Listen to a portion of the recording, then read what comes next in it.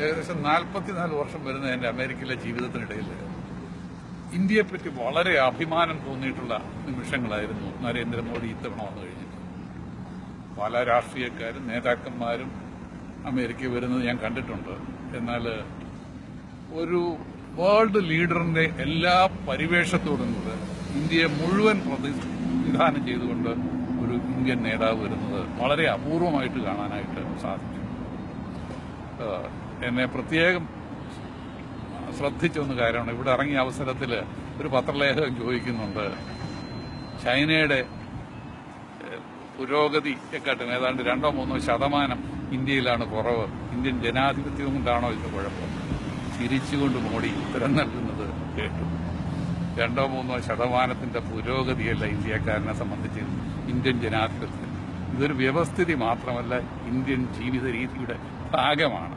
അല്ലെങ്കിൽ സാധാരണക്കാരന് ഒരു പാവപ്പെട്ട കുടുംബത്തിൽ ജനിച്ച ഒരു മോഡി 1.25 ബില്യൺ ആൾക്കാരുടെ നേതാവായിട്ട് തീരുക എന്ന് പറയുന്നത് ചെറിയ സംഗതിയാണോ എന്ന് അദ്ദേഹം ചോദിക്കുകയുണ്ടായി. മറ്റൊന്ന്, ഈ മോഡി ഇവിടെ എത്തുമ്പോൾ പ്രവാസി ഇന്ത്യക്കാർക്കെല്ലാം അഭിമാനം പൊതുന്ന വേറെ ഒരു സംഗതി, അദ്ദേഹം എത്തുന്നതിന്റെ ഭാഗമായിട്ടാണ് ഒബാമ ഇന്ത്യൻ വംശജനായ ഒരു ഇന്ത്യക്കാരനെ അമേരിക്കയുടെ അംബാസഡറായി ഇന്ത്യയിലേക്ക് അയക്കുന്നത്.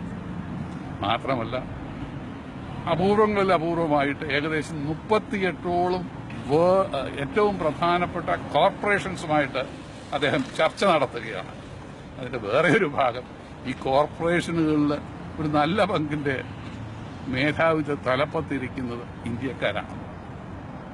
മോഡി പറഞ്ഞു, 21ാം നൂറ്റാണ്ടില് ശാസ്ത്ര സാങ്കേതിക വിദ്യകൾക്കും ശാസ്ത്രജ്ഞന്മാർക്കും ഇന്ത്യ സംഭാവന നൽകാൻ തയ്യാറാണ്.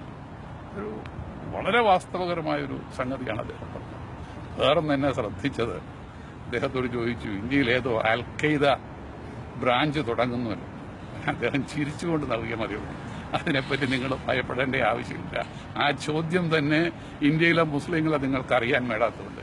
ഇന്ത്യൻ മുസ്ലിങ്ങൾ തന്നെ അതിനെ നേരിട്ടുള്ളൂ എന്ന് പറഞ്ഞു. ഭംഗിയായ തന്റെ അടുത്തുള്ള ഒരു ഉത്തരമായിരുന്നു അതെന്ന് ഓർക്കണം. എല്ലാ കാര്യത്തിലും നമുക്ക് അഭിമാനിക്കാവുന്ന ഒരു അവസരമായിരുന്നു ഇന്ത്യൻ പ്രധാനമന്ത്രി മോഡിയുടെ വിസിറ്റെന്ന് കക്ഷി പരിഗണനയ്ക്കോ മതപരിഗണനയ്ക്കോ സാമുദായിക പരിഗണനയ്ക്കോ ഒന്നും അതീതമായി നിന്നുകൊണ്ട് അഭിമാനിക്കാൻ സാധിക്കുന്ന ഒരു അവസരമാണെന്ന് സംശയലേശം എനിക്ക് പറയാൻ സാധിക്കും.